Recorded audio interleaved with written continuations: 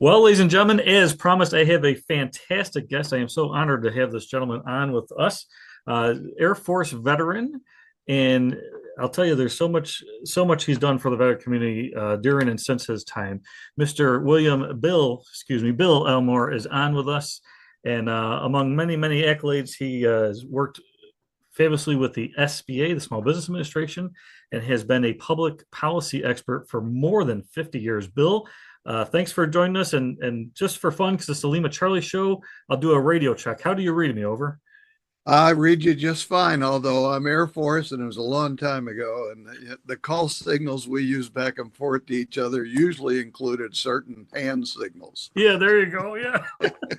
Used to say 5 by 5. That used to be a one, or Lima Charlie, or yeah, there's all sorts of, yeah, every branch has its own fun little twists there.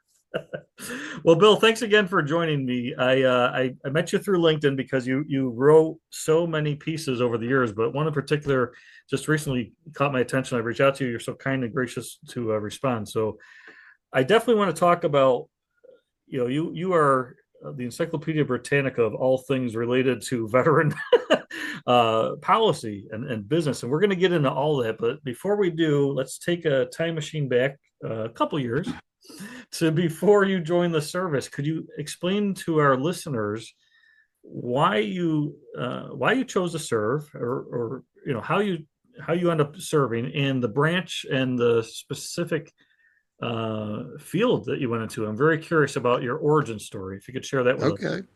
Well, it's an interesting story. It's certainly not heroic. I finally received. I turned 21 in 1969, and I received a draft notice where I was told to report for induction 4 days after my 21st birthday. Hmm. And I had already had the opportunity to join the Marine Reserves through a group of friends of mine that I knew. And I knew I was not Marine Corps material. So I turned around and in 1969, during the draft years, the story was that the guys at the induction center would go down the line and go Army, Army, Army, Marine, Army, Army, Army, Marine. And I didn't particularly want to be a Marine. I love the Marines, but I didn't see myself as one. So anyway, I went in and enlisted in the Air Force. And I went in specifically thinking to myself, I was 21. I had been doing factory work, which I really didn't like. And I said to myself, if I like this, I might make a career in the Air Force. I'd always been intrigued by aircraft and all that sort of stuff. So the night I reported down in San Antonio, Texas, was the first time I realized that I was not going to enjoy the Air Force that much, and I didn't think I wanted to make it a career after all. Now, what I ended up doing was I ended up being a flight line mechanic, i.e. slash a crew chief on C-141s. I worked on C-5s as well a little bit, and C-130s and so on and so on, but I was primarily focused on C-141s. And it's interesting how I ended up in that field. When I took the Air Force qualification test, one of the questions I still remember was they had a picture of a 57 Chevy and a screwdriver. And the question was, which one's the screwdriver? So, so I apparently passed that test. And after I got out of the service, I looked at my AFQT scores, and the best you could score in the four categories was 95. And I scored a 95, a 90, an 85, and a 65. And the 65 was in the mechanical field. But anything above 60 qualified you for anything in the mechanical field. So Hmm. when I got the basic training and they started reading off what line you were supposed to get in because this is what you were going to be trained for, they never asked about computer operator because that's what I thought I had signed up for. And at the end, I'm standing there by myself, and the sergeant says, "Elmore, what are you doing?" I said, "You didn't call off my MOS." He said, "You're a mechanic. Get in that line." And that's how I became a mechanic. And I'm good at a lot of things, but being mechanical is not one of them. So I knew from the get-go that this was not going to be the kind of ride that I expected it was going to be. But who knows? You're 21 years old at the time, and Yeah. I was not going to run from my service. During my generation, the draft was real. And I didn't want to go back to school. On my 18th birthday, I dropped out of college because I graduated high school at 17. And I went to work at McDonnell Aircraft in St. Louis building Phantom jets. Well, Uh, and I enjoyed the work and I got paid well. But I came to realize I really didn't have a future in factory work. hmm. So hopefully that gives you a little bit of insight. Yeah. Now, I should share this with you because it's really important in what has become my story. Both of my parents were significantly disabled. And when I was nearing the 3-year mark in the Air Force, my father became paralyzed. So I put in for a hardship reassignment. I was stationed stateside in Altus, Oklahoma, way down in the southwest corner of Oklahoma. And I put in for a hardship reassignment back to Scott Air Force Base in St. Louis so I could go home on weekends and hang the Sure. storm windows and cut the grass and do that kind of thing. Sure. And they denied me the spot. They said there was no spot available in my MOS at Scott. I said, okay. So I figured, well, I'll just I had about 13 months remaining. And then one morning, they came. Actually, it was about noon on a Thursday, and I was working the grave shift at the time on the flight line. So they woke me up at noon on a Thursday and said, Elmore, you're getting out tomorrow. I said, huh? They said, you're getting out tomorrow. I said, okay. Hmm. So I processed out in a day, day and a half, drove back home to St. Louis, and went back to work in the factory. Because I didn't know what else to do. And I knew you had 30 days to reclaim the job that you had before you went in the service. So Sure. I went back to the factory, but it was a DOD contractor. And since it was 1972, they were downsizing because of the reduction in the production for the Vietnam War. Um, so I would work for a day, get laid off for 2 weeks, sign up for unemployment, get called back for 2 days, get laid off another 2 weeks. That happened 4 or 5 times. And then the job service, bless their soul, called me up and said, Elmore, would you like to be a janitor at the National Personnel Records Center in St. Louis? And the NPRC, which housed all of the basically 20th century military records for the US government, it was 1 mile from the grade school I went to and 2 miles from my parents' home where I was living. Wow. So I said, yeah, Yeah. I'll take Perfect. a job as a janitor. Heck yeah. And one of the requirements of the job was I had to go back to college. So that took me back to college. Not that I knew I wanted to go back. And I was in training to become a respiratory therapy technician because I didn't know what I wanted to do. Um, and one weekend, um, well, actually, before I get to that, in July 12th, 1973, the largest fire in American government history happened Right. at the National Personnel Records Center on the 6th floor, which was the top floor. Well, guess where I was a janitor? I was a janitor on the 6th floor, as were two other janitors as I cleaned the other half of the offices. So in 1973, on July 12th, 1973, this fire started, and I was a janitor. So I realized, being the janitor on 6, it's going to be my job to clean up the mess.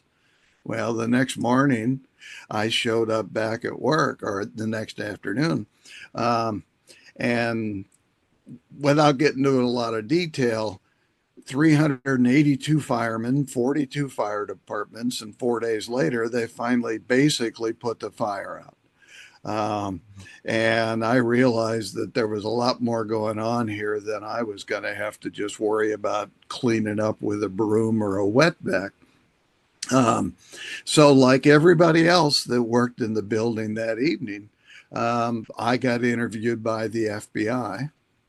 And here I am, a 24-year-old recently discharged veteran, going back to college, being a GS1 janitor at the record center. And suddenly I got a spotlight in my face and I'm getting questions from three different guys and all of Sure. this kind of stuff. So it was like, welcome home, brother.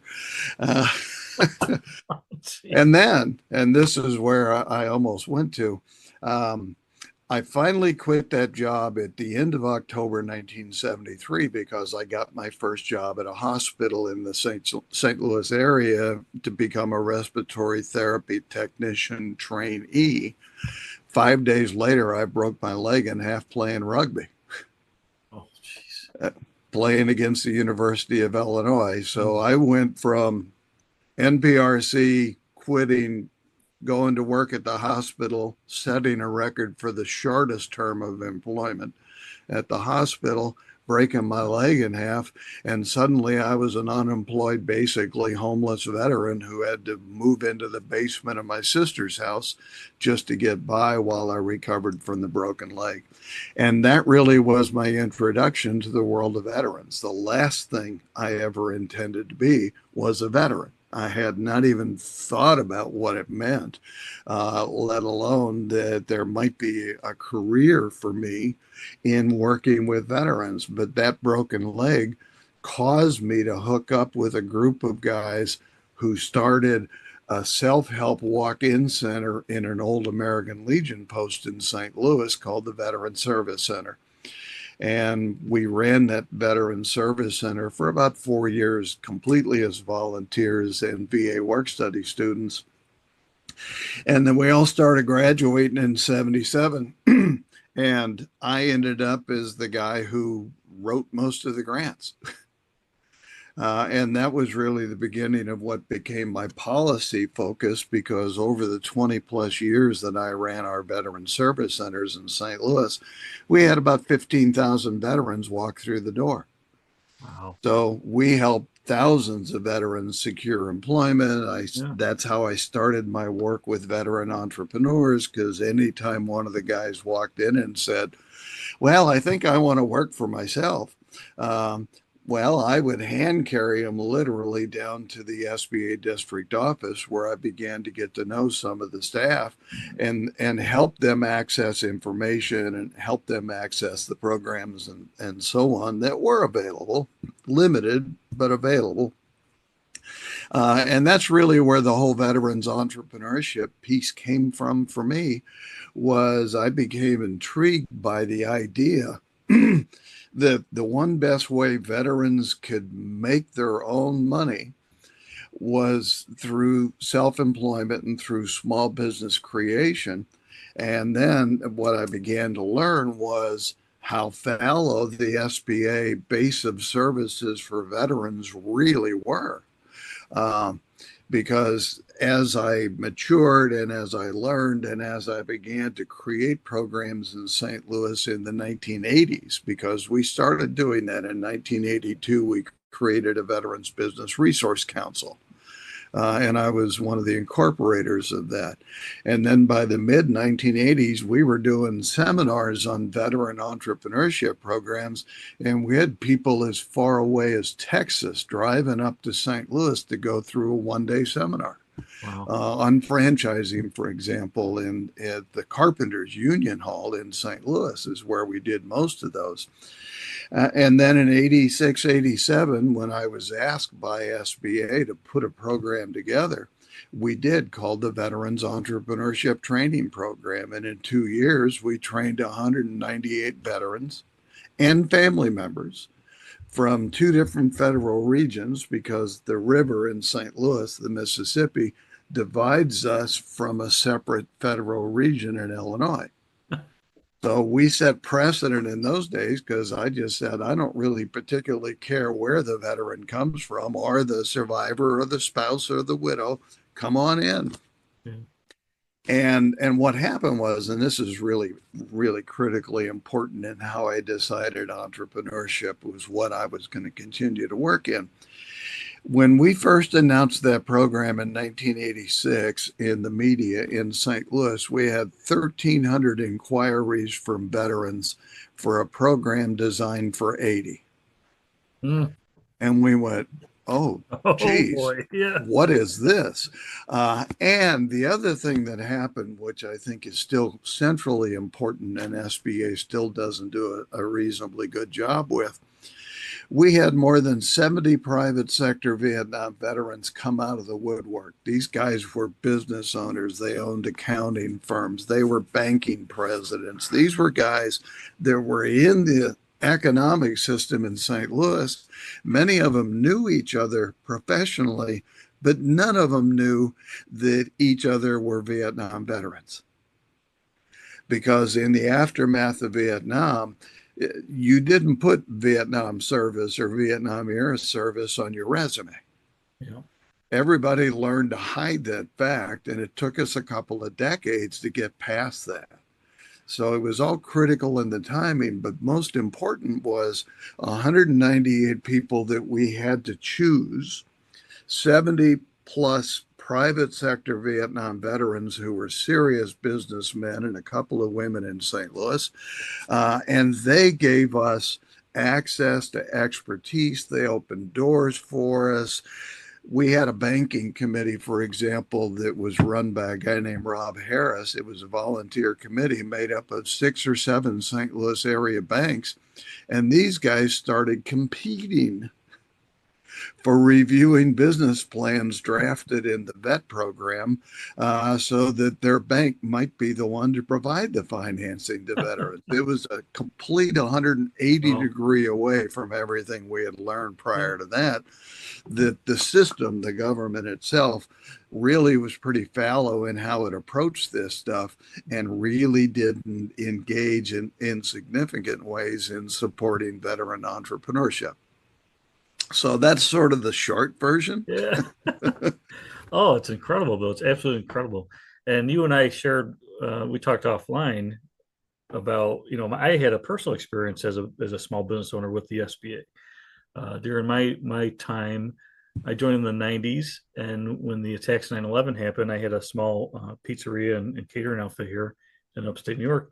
And I used an SBA loan. And it was the community that I didn't know anything about the SBA or how that worked. So exactly, a community member, someone who was very passionate, a good friend of the family and things, that said, "Hey, this could help you and your business," and that was a nice surprise to me. So the fact that you're mentioning that some Vietnam veterans who had gone out and built a business but didn't go, "Hey, look at me, I'm a veteran." But when they saw there was a need from other veterans, were willing to pool their resources and say, "Look, this is what will help you." That doesn't surprise me at all. And there's some really big names out there that I'm sure you're familiar with. Maybe not all listeners know this, but like there's quite a few Vietnam veterans that, I mean, the founder of FedEx, for example, right? Who just passed away, unfortunately. yeah, But yeah. yep. Fred Smith was, everybody referenced Fred Smith as, arguably the most visible Vietnam veteran business guy in America who created this enormous company. Absolutely. There's just a long list of them. The founder of Remax started that with his wife and his buddy from Vietnam. A long list, and of course you're in St. Louis.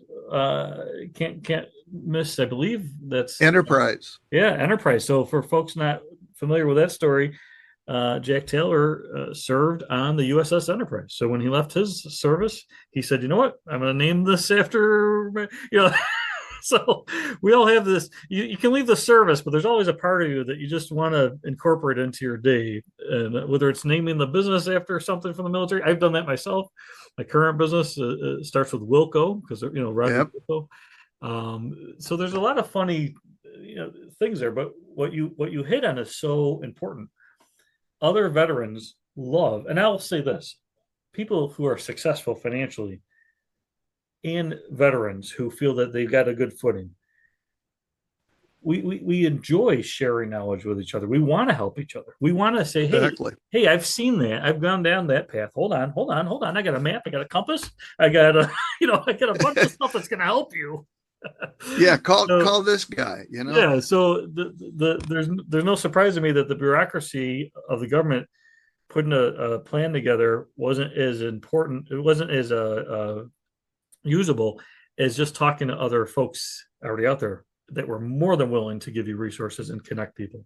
So that's fantastic, Bill. And so much has changed over the years. Of course, you put in over you know half a century, frankly, of service.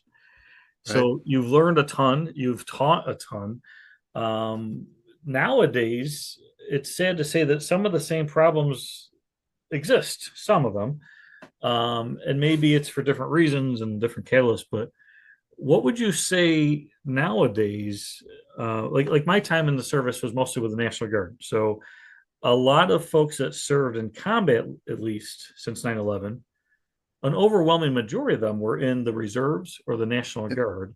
Yep. Um, I know you're very active still, even though you probably want to enjoy some type of retirement at some point, but you're still very active. You have a pulse on all this stuff. What would you say is currently still something very relevant to the military uses these reservists, National Guard, they do their time, they're separated from society for a while, then they come back, they're either trying to go back to school, go back to their career, maybe start a business. What would you say is like the current times of the needs and what you see could be the potential solutions to making things a little bit easier for the current era veterans?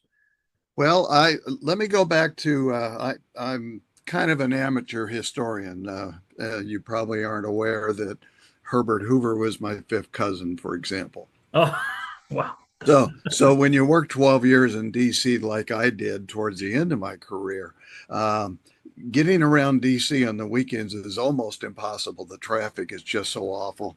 So my wife and I would go to yard sales and estate sales and things like that. And every time I found a Hoover book, I would buy it. Um, and in reading one of those Hoover books, I discovered what's called the Reconstruction Finance Corporation. Now, nobody I knew inside SBA, as I worked there for almost 12 years, nobody knew anything about the Reconstruction Finance Corporation. And in fact, the SBA reference library was eliminated from its existence while I was there. And I never understood that, but that's what occurred. So anyway, I went, oh, Reconstruction Finance Corporation, what's this? Well, it turned out as I dug into it and read about it and began to find documents referencing it, that it was the predecessor to SBA. And the Reconstruction Finance Corporation was created in 1931, and actually it was created ultimately in January of 1932. Um, and then what I discovered was while its primary role initially was during and the aftermath of the Great Depression, but when it became clearer and clearer to policymakers, including presidents in DC, that World War II at some point was going to embroil America into it.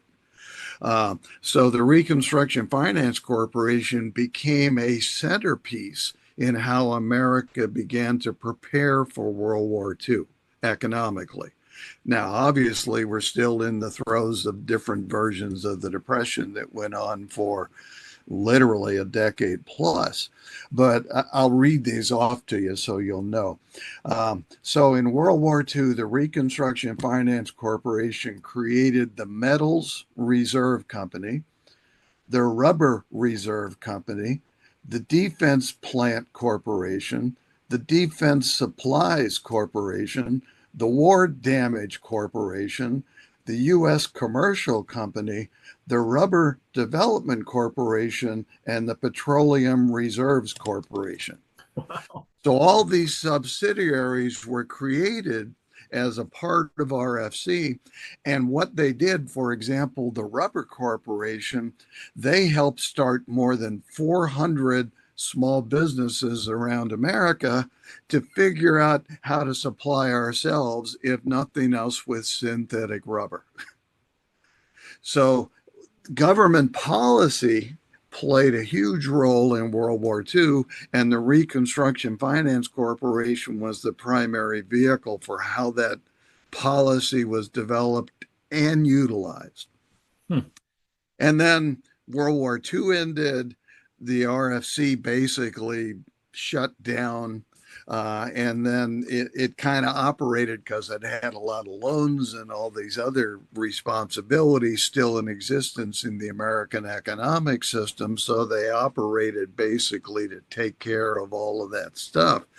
And then in the Korean War, well, lo and behold, Congress created the Small Defense Plants Administration, which was an outtake of what happened during World War II. Now, why was that important to me? Here I am, a guy who's tacitly related to President Hoover. He created the Reconstruction Finance Corporation. He also created the VA, by the way, by executive order initially.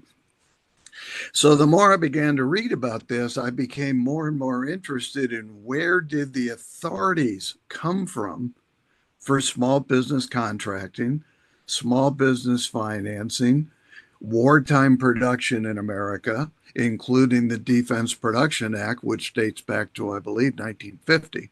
So you got all these pieces that spun out of our two wartime experiences that were close together, World War II and Korea. I'll give you a little hint. In 1945, there was a 95% excess wartime profit tax on DoD contractors. Now, nobody's ever heard of this stuff other than economists. But to me, this was all policy. This was the roots of policy. SBA was signed into existence in 1953 by President Eisenhower. Now, when I think of Eisenhower, I think of him less as a president and more as the supreme commander in World War II. Right. So why did he think SBA, or at least the idea of a small business administration, was important enough to be created as a standalone entity? And the Reconstruction Finance Corporation actually didn't go away until 1957. But most of the authorities that had been in the Reconstruction Finance Corporation were given to SBA primarily in 1958, when the SBA for the first time became a permanent agency. It was temporary before then. Right. And actually, if you dig into what's called the legislative library at SBA that still exists, you'll discover that SBA reported every quarter to the Hill early on.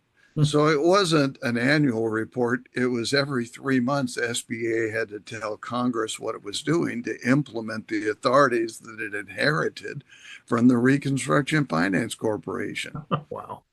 So it's this long, complex system. Now, am I an expert in the RFC, the Reconstruction Finance Corporation? No. But I do know, at least from the digging that I've been able to do. So back to your question. Sorry about the long rambling. That's great history. But it's a real history. Yeah.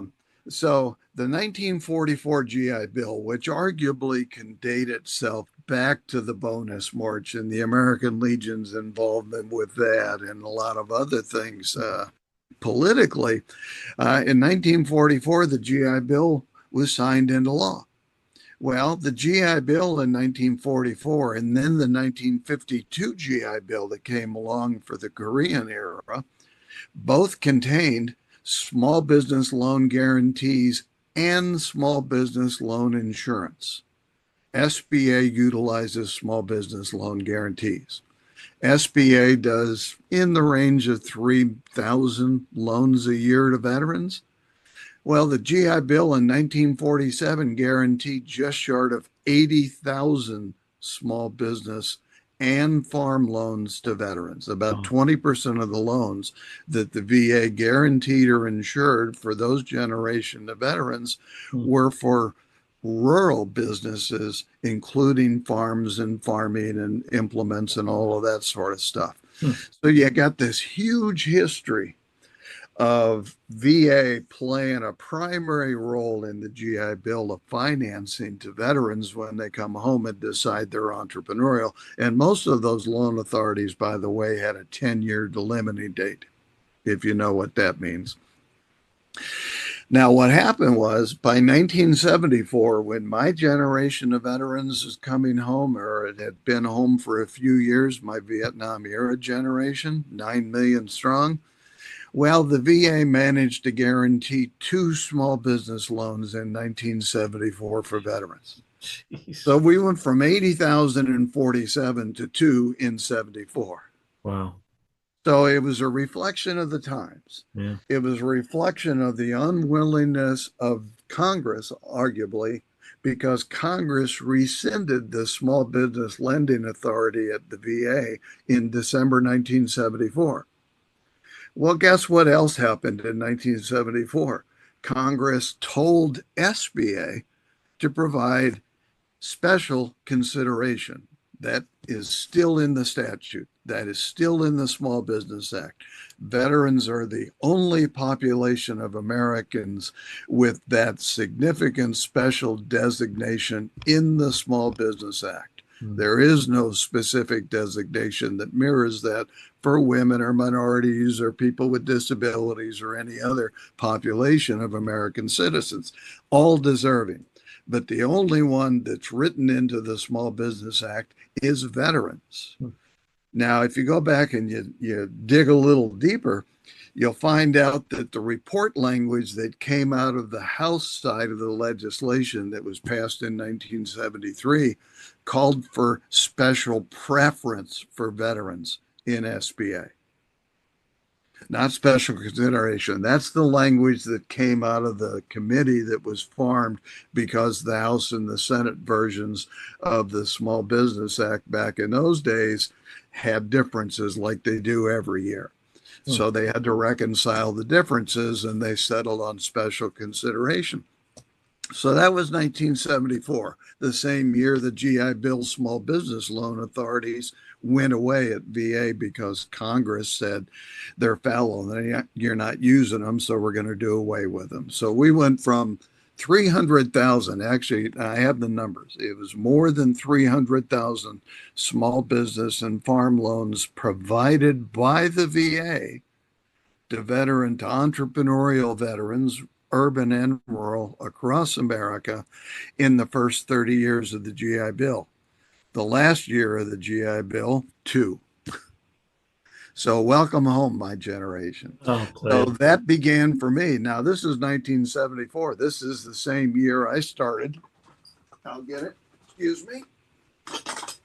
I don't know if you can see it. Oh, yeah. There you go. But that was our very first outreach poster in 1974. Great. In our volunteer veteran service center. And, one out of every 20 of those guys that walked in the door said, I want to work for myself. What do I do? Yeah. And like you, they had been home a little while. They didn't have equity in homes because while we were out serving around the world, in some cases, our non-veteran peers had gone to college, gotten their education, started their careers, and some of them had started their businesses, and they had equity in homes, and they had credit established and all those things that most veterans don't, at least not significantly enough to be able to go to a bank and secure financing for a hypothetical business. Because it's pretty difficult to start and run a business if you're deployed in Afghanistan. Right. So anyway, back to, I think your question now, if I remember it, is what about all of this stuff? So to me, and I learned, this is a lesson I learned after 9/11. This is where I learned how to be a bureaucrat, because I had never been a bureaucrat. I'd been self-employed successfully for 18 years, and I ran my not-for-profit as well while I was doing that. And suddenly I'm the guy in DC all these years later who's responsible to create all these programs nationwide. And you don't really understand how big America is until you have a nationwide responsibility. Sure. From the Virgin Islands to Guam and the Marianas, everything virtually in between. So I, after 9/11, I knew what had happened during my volunteer years. I knew what had happened to the self-employed reserve component members who had been activated for Desert Storm, Desert Shield. DOD put together an insurance program, and they ended up having to go back to Congress to secure more money for Congress for the self-employed reservists from that era who had been economically harmed by their activation. And DOD spent more than $100 million providing remuneration to economically damaged self-employed reserve component members from Desert Storm, Desert Shield. Now, when I talked to DOD, they thought the program was a failure because they had to spend money. And I argued with them. No, it was a success because there was so much economic burden that you put on these men and women, because this is the other point about reserve and guard, which is half our force today. Yep. Okay. They're in their 30s. They're not in their 20s. The average age of the reservist after 9/11 was 31. So what happens if you call a dentist up? What happens to his practice? What happens if you call up a guy that owns a construction firm? What happens to his business while he's somewhere in Mississippi or getting deployed over in Iraq or Afghanistan or wherever it might happen to be? And now, who knows where it's going to be? So what we have is we have a system that utilizes reserve and guard for half the force. About 15% historically of the reserve and guard members are self-employed entrepreneurs. They own farms, they own construction businesses, whatever it might be. They have the very skills that DOD needs because, as I mentioned to you before when we chatted, if you read what's called the Quadrennial Defense Review from back after after the 9/11, they do those every 5 years out of DOD. What they would talk about is how we're really good at blowing stuff up, but we're not very good at putting things back together. That's right. And the very civil skills that are critical to how you rebuild a society and rebuild the economic side of a society are those same civil skills that we're running these men and women towards bankruptcy by activating them, and having the only program available is one that you got, which is a disaster loan from SBA, which can save your business in the short run. But the problem with it is, and this is still a policy issue, which I wish my friends at SBA would listen to me still today sometimes. The policy is when you signed up for your disaster loan, there's a rule inside SBA that says SBA will take all available collateral, and they tie it up as collateral to your disaster loan. So the disaster loan helps you stay alive in the aftermath of your activation, but it ties up all of your collateral, which means now you can't get another loan. That's right. Yep. So I had firsthand experience with that. They put a lien on my pizza ovens and all the equipment. All of it gets older. If you get a car, anything. Yeah. Exactly. I had a friend of mine. He's still a friend of mine. He's now lives down in Houston. He owned a helicopter business in Boring, Oregon. And this guy did the reserve. He did the guard. He did active duty. He was the guy who was flying scientists into Mount St. Helen to put out their equipment to figure out whether or not Mount St. Helen was going to blow again. Wow. He was the only guy that they could find who had the skill to take him in and land on the lava dome. I still have a picture of his helicopter on the lava dome in Mount St. Helen. But he finally got out because he got activated 4 or 5 times. It damn near cost him his business. He took a disaster loan from SBA. It saved him. But he was then challenged because he couldn't secure any additional financing because of the lack of collateral, because SBA had it all tied up. It's just a piss poor policy, excuse my French. And it's one of the things that still needs remedy. because here we are now, we're starting to bomb another country in the Middle East. Who knows what's coming next? And if we have to mobilize significant numbers, I mean, we're going to have somewhere in the range of 70 to 80,000 Navy and Navy pilots and so on personnel in the Persian Gulf area.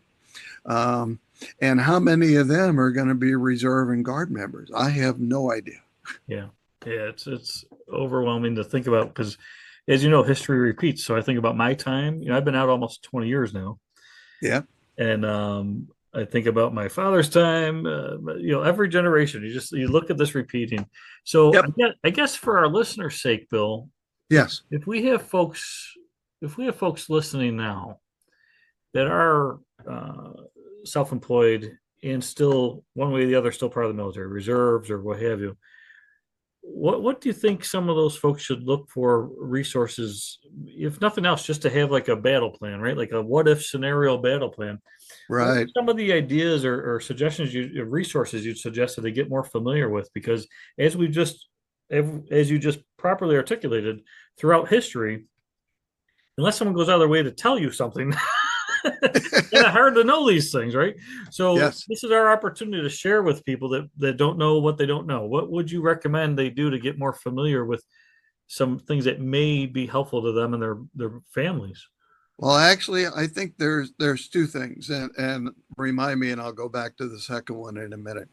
The first is SBA is your primary resource for small business counseling, training, financing, contracting, all of those kinds of things. On the other hand, SBA is smaller than my high school was. So there's less than 3,000 employees in SBA nationwide. Wow. Now, compare that to the Department of Veterans Affairs, where there's 470,000, give or take, depending on how many they've gotten rid of recently. So if you contact the SBA district office, of which there are, I believe, 68 of them around the country, they should be able to hook you up with local insightful counselors who could provide some assistance to you. So that, for example, would include there's in excess of 900 small business development centers, and most of them operate on college campuses. Now, you'll find that most of the people who work in those SBDCs, they call them, don't necessarily know the veterans world, because up until this administration, the primary veterans program was one I created at SBA called the Veterans Business Outreach Centers, of which there are 31 around the country. However, and here's the heads up, this administration wants to eliminate those Veterans Business Outreach Center programs. And I cannot find any rationale that makes sense to me why you take the one special program at SBA and you eliminate it because some techno kid from some giant DoD contractor ran some system through the SBA's archaic and antique computer system and said, well, we don't need the Veterans Business Centers because there are small business development centers. There's lots of details behind all that, Sure. but it's an incredibly bad idea. The second place would be SCORE, the Service Corps of Retired Executives, of which Yes. there are thousands of volunteers, and about a fourth of which are veterans. And they have a lot of expertise they'll freely share with you. But SCORE is also on that list of programs that this administration wants to eliminate. So there goes your free help with thousands of volunteers who have decades of experience in the American economy and the American economic system. And the third program that I'm aware of they want to eliminate is the Women's Business Centers, of which there's about 150 of them around the country. And women entrepreneurs, women veteran entrepreneurs are the fastest growing segment of the veterans entrepreneurship space. So now they want to take away the women's primary program And they want to put all this responsibility in the small business development centers, who are wonderful folks, and they do a great job with the businesses that they work with. But veterans and women and the people looking for all the volunteer SCORE members aren't used to going to SBDCs. They're used to going to the people that have been helpful the first time they contacted them. Sure. So there's an issue there. So there's district offices. I'll give you an example. When I started working as a volunteer through our Veteran Service Center in St. Louis with the SBA district office, there were somewhere in excess of 40 employees in that SBA district office. Now, as best as I can determine, there might be 3. Wow. Wow. So the whole system Yeah. is fallow. It's been understaffed for decades. And there's historical stuff behind that. Don't be surprised that I've got a lot of that data.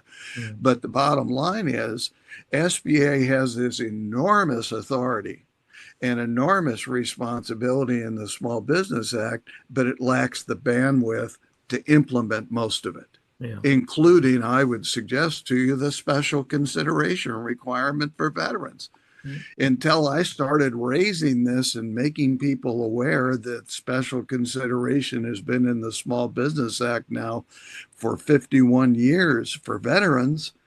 And GAO in December of 2023 issued a report that discovered that SBA has no policies or procedures in the SBA loan programs for how SBA is going to deliver special consideration to veterans in the SBA loan programs. So here we are 51 years later.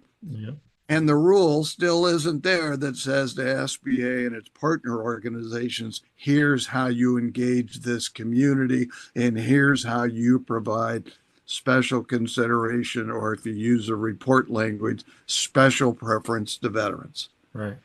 So the whole system is making a lot of talk about how it's, the SBA just signed an MOU with the VA. So now they're going to depend on the VA somehow to deliver SBA services to entrepreneurial veterans. Well, sorry, the one area that VA has significant authority is in the voc rehab program. They have a self-employment track. I would suggest to any of your members, if they have a service-connected disability, approach VA voc rehab at your local regional office and ask them if you can get into the self-employment track, where they can provide training, they can provide counseling, and they can buy equipment and materials for your business. Well, the last time I found numbers from the VA, of the 187,000 veterans that received some level of counseling out of VA voc rehab in 2024, they funded less than 25 of them to pursue self-employment. Jeez. So every place you look, all the services that are ostensibly not 25% of them, 25 individuals.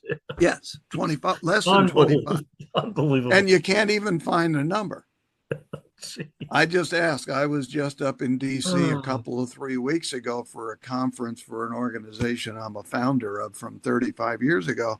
And I asked the woman from voc rehab from VA central office, how many veterans did they actually approve for self-employment? And she couldn't give me a number. And the only number I can find is less than 25. Wow. So, so anyway, back to your real question, though. I think what you have to do is what really occurred. Listen, I worked for 25 years as a volunteer, pushing people on the Hill to create some veteran entrepreneurship, something. And finally, in 1997 and then 1999, we got Public Law 10650, the Veterans Entrepreneurship and Small Business Development Act, passed through Congress unanimously. This was after 25 years of trying. We got it passed in 99. That created the job I ended up in. I competed against 71 other candidates from around the country, and lo and behold, the SBA hired me. So I spent 12 years creating most of the programs that are in place today, including the contracting and the limited financing and so on that is available, the VBOX included. So what's spun out of that is that many states have followed suit, and a lot of cities and counties and a lot of not-for-profit organizations have stood themselves up, and they've taken on this veteran entrepreneurship world because they think like I do, and I think probably like you do, that what better way for us to play a role in our economic opportunity going forward than through self-employment, whether it's a pizza place or a guy like me sitting at home twice retired, just trying to remind people that there's actually legislative responsibility already in place. Right. So why isn't somebody asking SBA where the hell is special consideration for veterans in your loan programs? Yeah. Why isn't Congress asking the SBA to explain what it is they're doing to deliver special consideration to veterans in all the SBA programs? And why is it written into SBA policy? And here we are going to war again, maybe, which happens every 10 to 20 years. It's cyclical. We all get it. There's going to be an enormous amount of money going to DOD. DOD has a procurement program that does provide a level of preference to service disabled veterans, but there is no specific veteran small business program at DOD that provides any significant or serious attention to veterans. And who better to be an important cornerstone of DOD's supplier base in the Middle East than the men and women like you who 20 years ago did your time and did your duty and learned your lessons and came home fired up enough to create your own system. And Lord knows we know those systems once again in the fallow DOD supplier base. Just look at the whole. You think we've just discovered that China controls 95% of those critical minerals? No, that there's tailing ponds in Missouri where we've been mining lead for 200 years, where there's a lot of rare earth minerals underneath those tailing ponds. Yeah. And what's happening in Missouri? They're building a Surrey pipeline from where these old lead mines are to the Mississippi River so we can send that stuff to the barges and sell it overseas. What in the hell are we doing? Where is somebody that makes sense, that God forbid actually understands what it means to deploy your troops and ultimately bring them home? Yeah. Yeah, there's and this, sorry, but this is where my rant takes me. No, that's fine. We spend in excess of $400 billion a year out of the federal sector for veterans. And what do we get for this $400+ billion a year outlay? We get too many pissed off veterans. We end up ultimately with a slice that are homeless. We end up with unemployed veterans. We end up with veterans who have to fight with DOD and VA sometimes for decades just to get a service-connected disability adjudicated properly. And we get an investment into veteran business development through the SBA that is less than $20 million a year. And now they want to eliminate half of that. It's like, where's the sense in any of this? And you know, as I know, and so do most of your listeners who have worn the uniform, we don't operate on hypotheticals. When you're wearing the uniform, if the stuff is hitting the fan, you better be prepared to deal with that stuff from the fan. And the stuff may be starting to hit the fan again. Now, I'll share with you just one little thing I noticed. So there's members of the Senate, and this goes to my second point. If we as veterans don't step into the breach and share what we know has to happen, it ain't going to happen. The bureaucracy doesn't know how to do this. The people who arguably are pro or con veterans in this administration or any other administration certainly are not there because they're veterans advocates. They're there because their loyalty is to whoever happens to be running the White House at the time, present company accepted.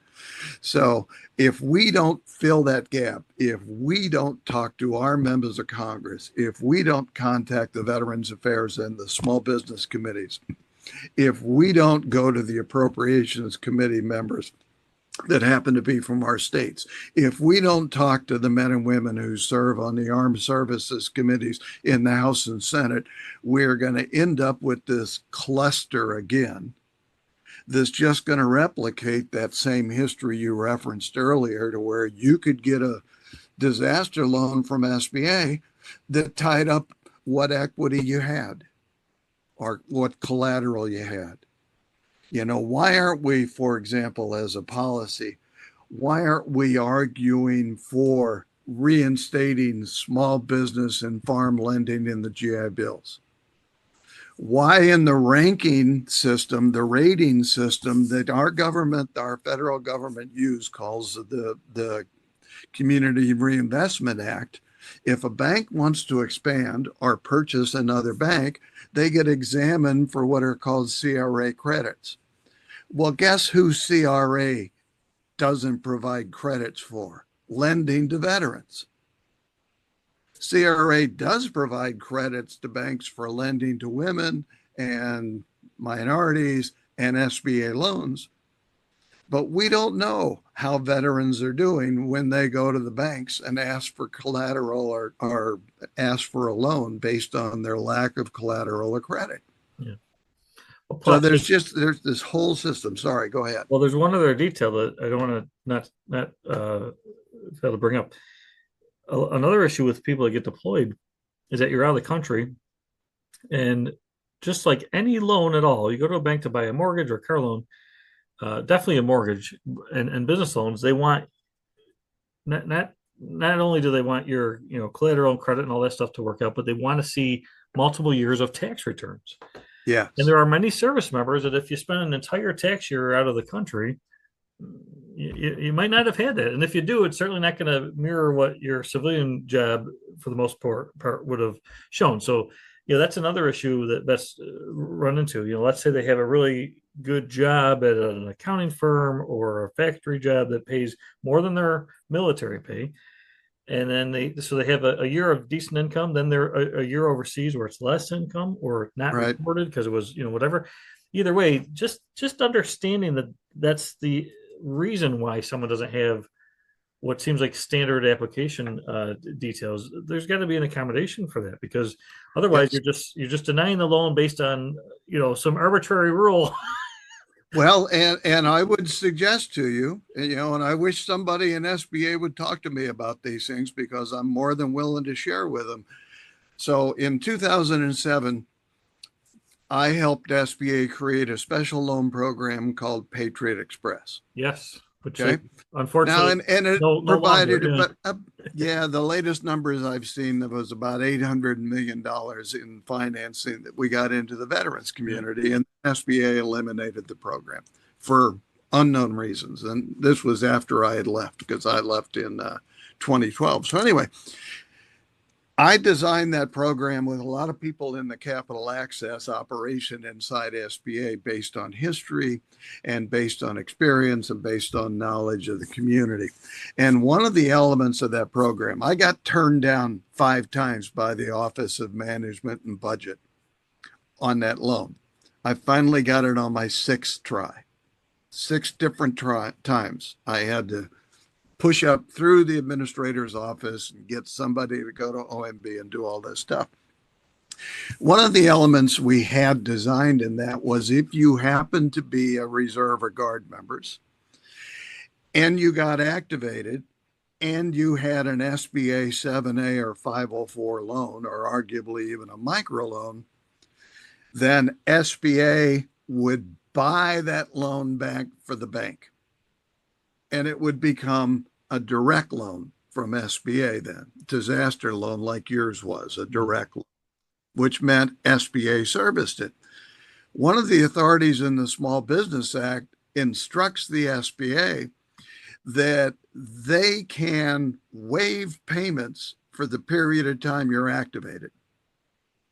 So what we had designed initially was if you get activated and you have a 7A loan from SBA, you stop payments for the period of time that you're gone upon request. All you had to do was request SBA and they would provide that deference to you, and SBA would stop the accrual of any additional responsibility until you got back. So the amount of your loan didn't go up because it wasn't being paid for. And the third piece in this was that once you got back, SBA would make additional financing available to you upon request so that you could restart and rebuild your business. And you still would not have to make payments for a length of time that could go as long as the period of time you were activated. So not just while you're activated, let's say you got called up for 8 months. You had another 8 months once you got home where you didn't have to start making payments because you were busy rebuilding your business. So there's things like that that SBA could do. Yeah.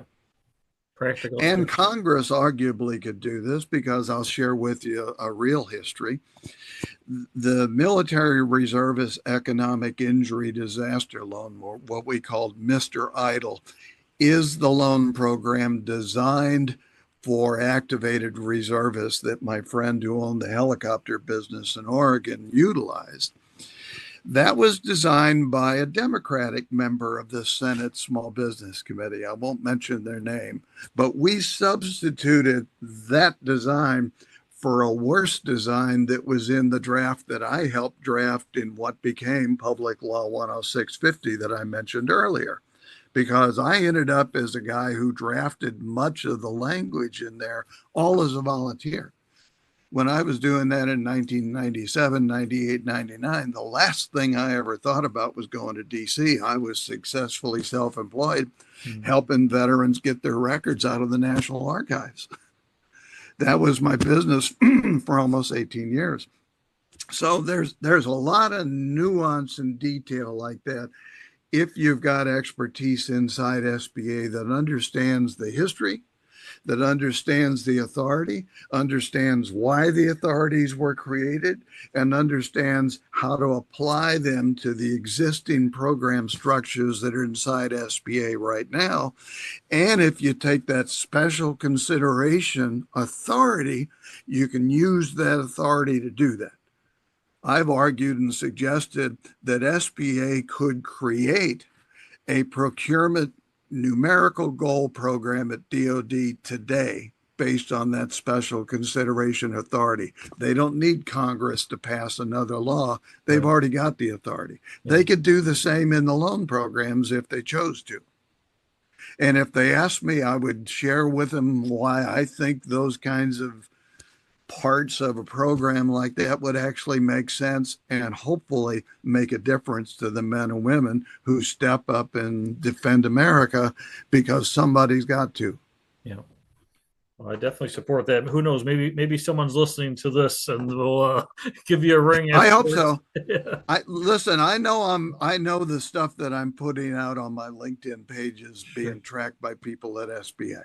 I know that. And I'm not trying to anger anybody unnecessarily. You just want the work done. You want to get the word out there. There's some listen. solutions. The thing that we seem to lack too much of these days is lack of honesty and integrity in decision making. And like I know, anybody who's listening who has been in the military or is still in the military service is an honor-based system. And if we don't act honorably with our fellow service members while we're in, and then our veterans once we get out, people figure it out pretty damn quick. It might not lead to a less than honorable discharge, but it will lead to a certain, oh, don't worry about that guy. He's just full of it over there. You can go talk stuff with him, but don't expect you're going to get anything that's honest out of him because he just likes to tell stories. Well, I tell stories too, but mine are based on real experiences, and mine are based on real background and history, and mine are based on real authorities that exist. And I've got the book that proves it, a report that I helped write in 1980 for SBA that told SBA at that time, under contract to SBA, what SBA could do to implement special consideration to veterans. It's still out there online. It's not that difficult to find. You just got to know the name and number. And I'd be glad to share it with anybody as long as they're in a position to cover whatever cost it would take me to make copies. Yeah. Excellent. Well, yeah, it's a long complex. We didn't even get into real history. Yeah, we'll have to do another follow-up on this, I'll tell you. But let me give you one thought, because apparently we're nearing the end of our time today.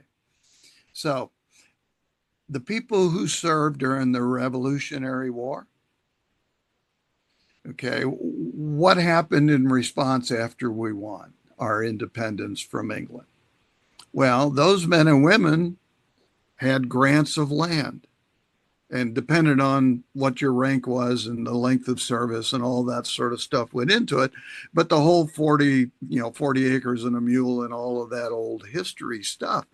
Well, what did grants of land provide to veterans after the Revolutionary War? It did two things.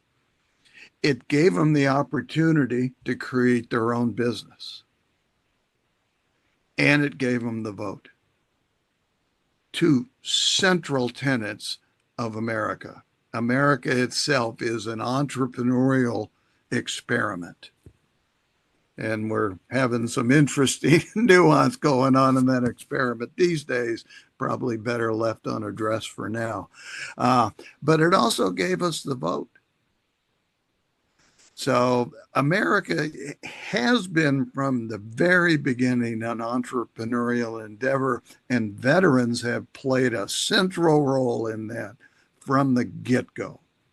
Oh. And the fact that we today basically ignore the entrepreneurial skills that veterans at all bring to the table, the 15% approximately of veterans who will end up self-employed regardless of what's available to support them. That's what we desperately need in America. We need entrepreneurs. We need independent yeomen and women. We need to be able to make our own way. We need to generate income and economic opportunity. And for those who are so inclined, we need to hire other folks to come work with us. Because in America, about 80% of small businesses have no employee but the owner. 80%. Yeah. So it's those independent yeomen and women. It's that guy who's out carving up his 240 acres he got from his grandpa.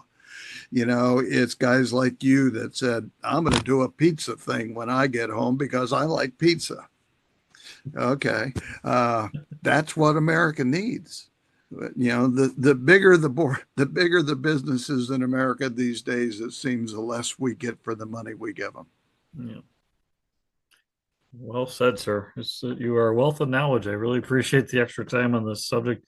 If folks want to reach out to you directly, is there a website or just a link? I don't have a website. I would suggest if you're interested, just follow me on my LinkedIn page, which is William, and then in parentheses, Bill Elmore. I have a small business. I'm not really looking for customers because I feel an obligation to share this history back. It's guys and gals like you who are coming along who shouldn't have to relearn everything it took me 52 years to learn in the first place. I wish I had had this kind of mentoring available to me that would have accelerated a lot of the successes we have had. Yeah. So I appreciate that. You got me fired up today. You reminded me of SCORE. I should reach out. There's a really good active group up here. I should reach out because I do like to share my knowledge with folks. And Absolutely. yeah, many years ago, I did that at Buff State. There's a great fellow over here that was doing the SBDC that you mentioned over at Buff State. So yeah, there's quite a few things. You got me fired up. I got to go be in the room and see if I can help. Well, and this one way or the other, the SBDCs, and I used to be on the National Advisory Committee to SBDCs before I went to work at SBA. So I knew the system reasonably well. They need to do a better job for veterans. Veterans don't think to go to a college campus to find a small business development center Right. when they come home. Right. They're worried about buying a piece of equipment for a pizza place. Yep. And they don't understand, at least initially, what it takes to create a successful business and manage it, because there's a lot of, as you know, there's a lot of side issues come to the table when you create your own enterprise, including you need a bunch IRS and all the other kinds of things that come along with it, insurance considerations, leases. I hope you didn't have a signed lease when you got activated. Well, luckily for me, I had a very good landlord back then, and they accommodated everything I needed, and it was a good community. Everybody was very supportive, but Yes. yeah, I mean, to your point, there's so many details in running the business that you need a full team of folks that can help you. And who better to rely on than fellow veterans who have been down that path? So, Exactly. yeah. And you're in Florida, I believe, right? I'm upstate New York. Yeah. Upstate. Oh, okay. Sorry. Yeah. I was thinking it was Florida. No. Yeah, well, New York, actually, one of the original VBOCs when I got to SBA in 2000, one of the 4 VBOCs was New York. And there, the VBOC was associated with the state Small Business Development Center system, and they did a really great job, and I expect they still do. Yeah. So there are programs, if you haven't connected with Syracuse University, contact them. Yeah. The Institute for Veterans and Military Families does an enormous amount of good work in the veterans entrepreneurship space, and I helped them get started. Yeah, it's fantastic. Well, I can't thank you enough for your time today, sir. And all right, with our audience, I really, folks, I hope you got as much, and I hope you took notes like I did. There's a lot that came out of this.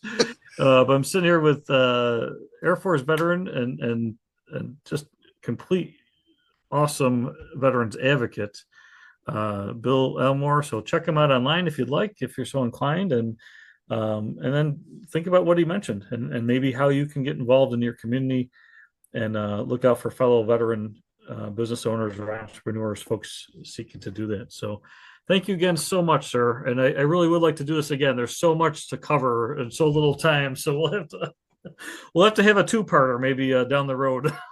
Well, I'm in discussion. I'll mention this to you. I'm in discussion with some other people like me who have been at this for quite a number of years around the country about should we create some sort of online entity, if you will, that gathers expertise together. So it's not just me yapping, but it's guys like you. You got 20 plus years in this now, and begin to gather that expertise together and offer it, because increasingly the offerings we're all getting from our government entities seem at best dysfunctional and at worst perhaps ill-designed. So we need to, once again, begin to fend for ourselves and utilize each other and support our efforts going forward and operate on that same honor system we mentioned earlier. Yeah. Force multiply. Everyone's got to put in and become better. Yeah. Count me in if you need someone to chime in on some ideas that I might be familiar with. Okay. Excellent. All right, sir. Well, folks, thanks again for joining us today. And just want to thank you, Bill, obviously, for your military service and your continued service to all of us. Thank you so much. Well, thank you, Rob. I appreciated it. Yeah.